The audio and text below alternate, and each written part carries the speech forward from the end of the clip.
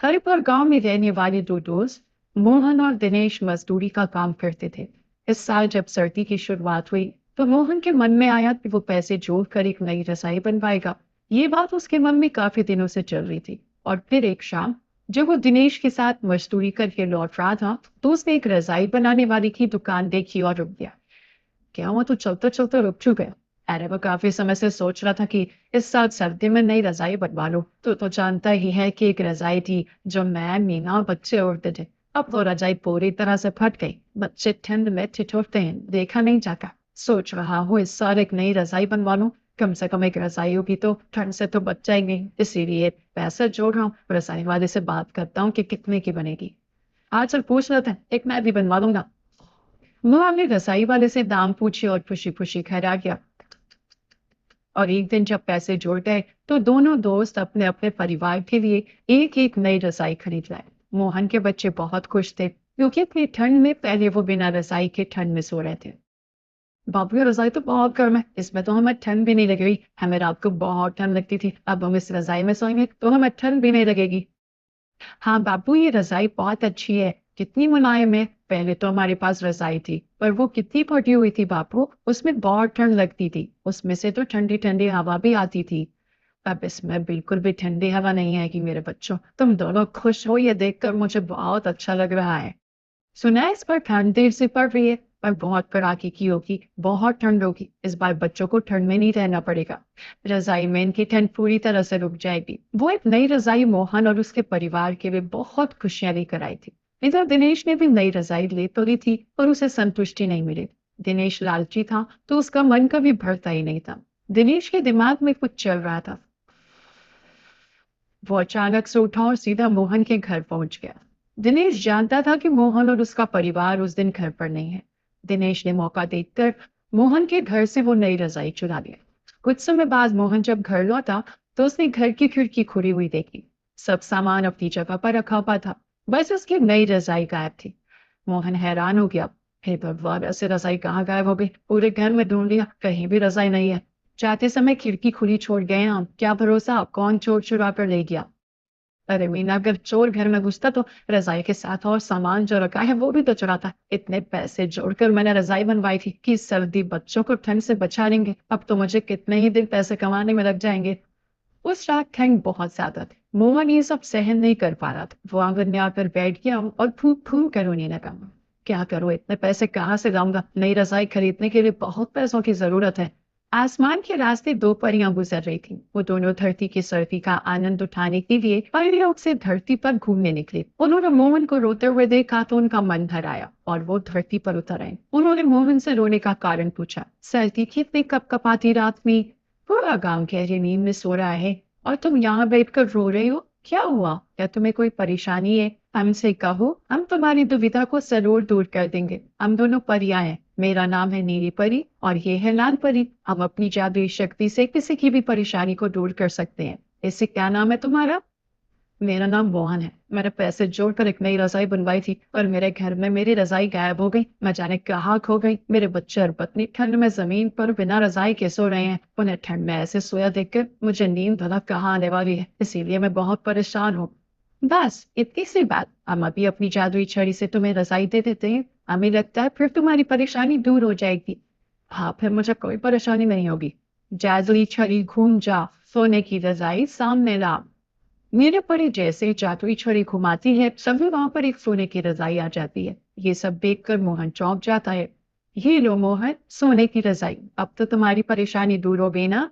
हमने तुम्हें इस सोने की रजाई दे दी।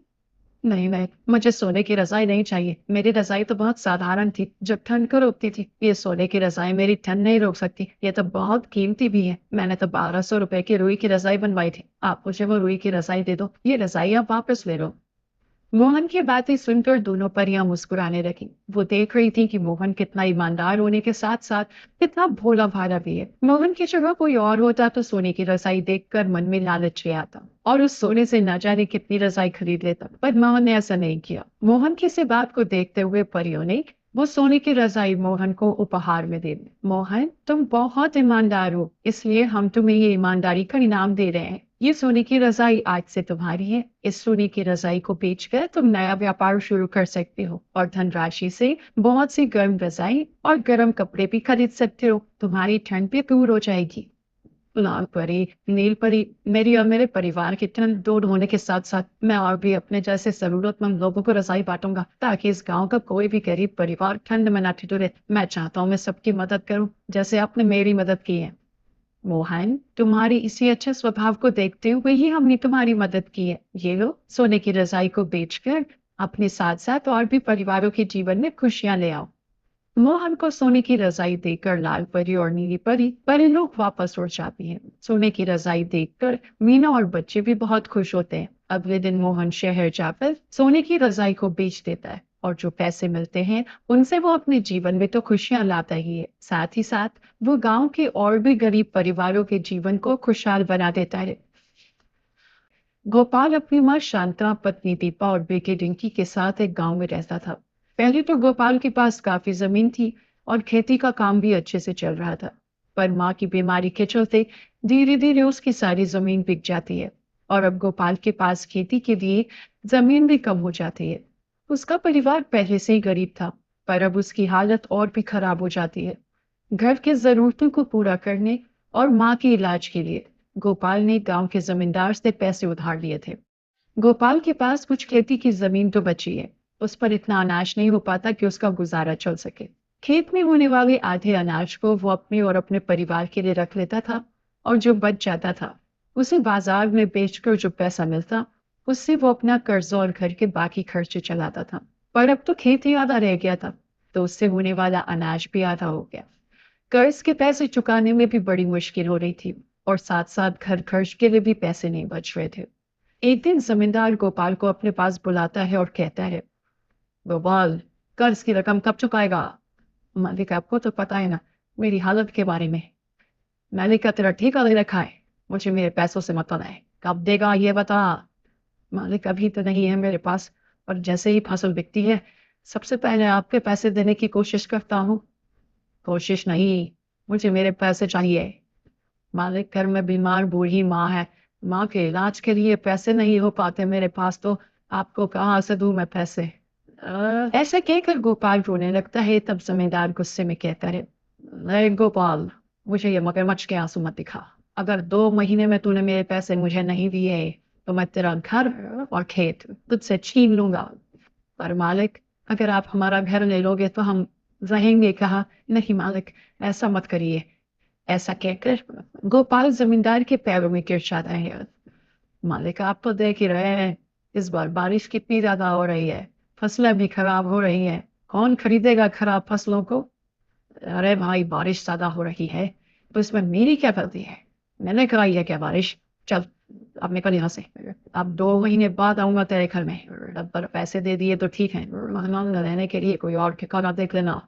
ऐसा कहकर जमींदार गोपाल को धक्का देता है और गोपाल वहां से बिना कुछ बोले रोता हुआ निकल जाता है।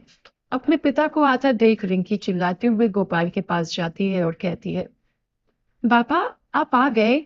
वो तुरंत आंसू पोंछ लेता है और कहता है, अरे रिंकी बेटा, तुम क्या कर रही हो यहाँ? आज तुम अपनी सहेली के घर खेलने नहीं गई क्या? बस पापा, जा रही हूँ। आपको देखा तो रुक गई थी। बाबा, देखो ना मेरे कपड़े कितने खराब हो गए और अब तो सर्दियां भी आने वाली हैं। इस बार सर्दी से बचने के लिए मेरे लिए अच्छे से कपड़े ले आना।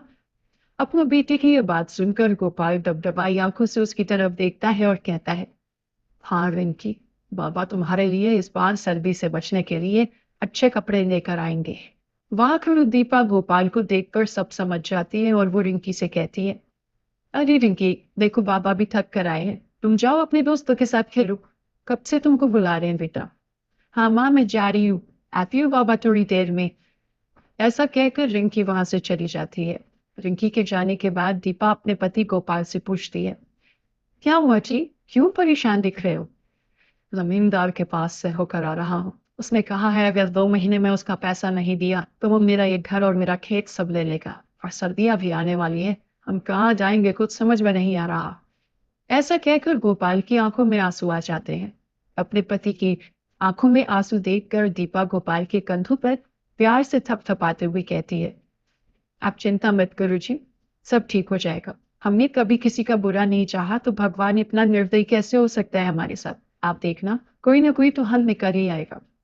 गोपाल की माँ शांता अंदर पलंग पर लेटे लेटे गोपाल और दीपा की बात सुन लेती है। वो गोपाल को अपने पास बुलाती है।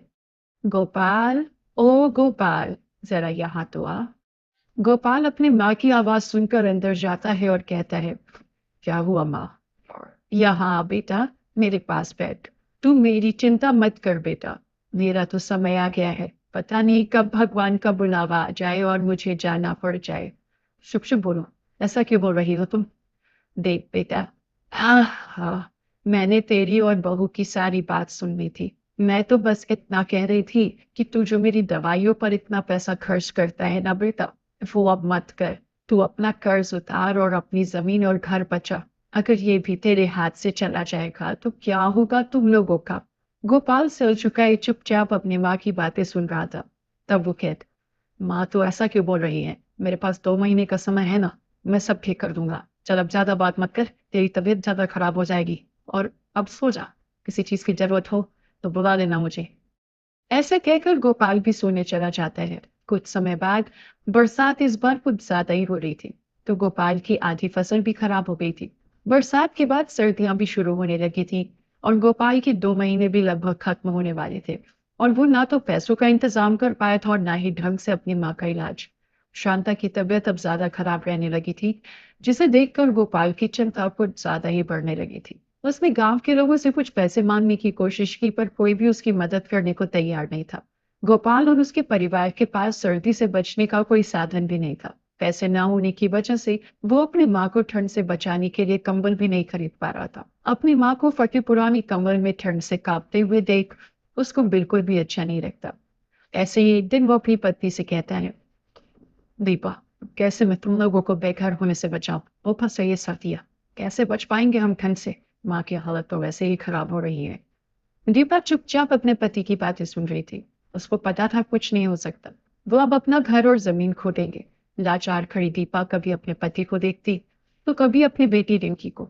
गोपाल भी चुपचाप बैठकर यही सोचता रहता है कि अब वो क्या करेगा जब उसके पास घर और खेती नहीं बचेगा। ऐसे ही दिन गुजरते गए और फिर एक दिन गोपाल के घर जमींदार पहुंच जाता है। जमींदार को वहां देखकर गोपाल को वो समझने में देर नहीं लगती कि उसके और उसके परिवार के साथ क्या होने वाला है। क्यों ना गोपाल, हो गया पैसे का इंतजाम? नहीं मालिक, तुझे पता है ना क्या होगा तेरे साथ अब? गोपाल हाथ जोड़कर जमींदार के पास बैठ जाता है और कहता है, मालिक कुछ दिन का समय और मिल जाता तो अच्छा रहता। इतने ठंड में कहाँ जाएंगे हम लोग? कुछ तो रहम करो हम पर। जमींदार जोर जोर से हंसने लगता है और कहते हैं, अब और समय नहीं मिलेगा। मैंने बोला था ना, अब तो मेरे सामने रोने का नाटक मत करो। ऐसा कहकर जमींदार अपने आदमियों को इशारा करके उसका सामान घर से बाहर फेंकने को कहता है। और जमींदार के आदमी गोपाल के घर का सामान बाहर फेंकने लगते हैं। गोपाल की बेटी रिंकी ये सब देखकर डर जाती है और अपनी माँ से लिपट कर जोर जोर से रोने लगती है। ये देखकर गोपाल कहता है, मालिक थोड़ी दया करो मालिक, मुझ गरीब पर दया करो मालिक। मैं अपनी बीमार माँ और छोटी बच्ची को लेकर कहाँ जाऊंगा? कहाँ जाऊंगा मैं इतनी ठंड में मालिक? मेरी माँ मर जाएगी मालिक ठंड से। मेरी माँ मर जाएगी मालिक। मेरी माँ ठंड से मर जाएगी, तरस करो हम पर मालिक। पर जमींदार उसकी एक नहीं सुनता और उनका सारा सामान घर से बाहर फेंक देता है। गोपाल और उसकी पत्नी रोते रोते अपना सामान इकट्ठा करने लगते हैं और उसकी बेटी रिंकी दादी के पास बैठकर अपनी छोटी छोटी आंखों से अपने माँ और बाबा को रोता हुआ देखती है। गोपाल अपनी माँ, पत्नी और बेटी के साथ घर के बाहर सड़क पर ही बैठ जाता है। जैसे जैसे रात होने लगती है वैसे वैसे ठंड भी बढ़ने लगती है और चारों ओर कोहरा भी छाने लगता है। ठंड से बचने के लिए उनके पास कंबल भी नहीं थे। जो थे वो भी इस हालत में नहीं थे कि उनसे ठंड से बचा जा सके। गोपाल की माँ की तबीयत खराब होने लगी और वो पूरी तरह ठंड से कांपने लगी।